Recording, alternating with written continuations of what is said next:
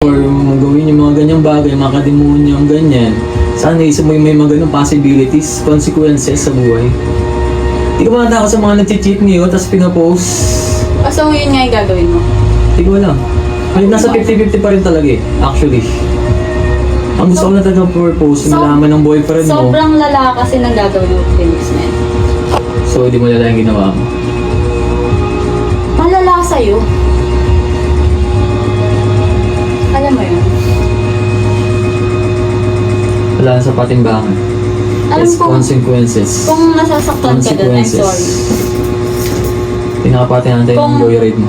Kung napasok ka sa relationship namin, sa away namin, I'm so sorry. Yun You're lang. not sorry. You're just sorry because you got caught. Kasi nahuli ako. Diba? Tama. Pero nagsasorry pa rin ako Hindi ka sa'yo. sorry. Hindi ka sorry. Nakita ko sa mata mo. Hindi ka sorry. Ano bang gusto mong sabihin? No, wala. Alam ko kung ano lang yung sincere. Sa hindi. Wala akong hinihiling na mag-sorry ka. Wala kang hinihiling, so binibigay ko. Okay. You're not sorry. I'm so sorry sa nagawa ko sa'yo. You're not sorry. Kailangan ko. Sige na. Magising ba pa ako? Pagdadasal kita. Goodbye. Goodbye. So last. Ano last? Ano last? Last. Kaya nga. Kaya nga. Bye.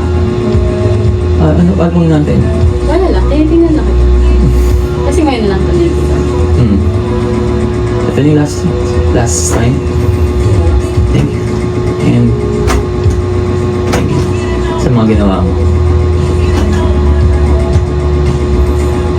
Sige na. Nanatay ka pa ng joyride mo kanina pa. Sige na. Can I get a hug? Ha? Gusto mo na tayo hug last time? No. Wala na talaga. That's your last time. Okay. Good time. Ano bang tao dito? So, update na lang kita mamaya.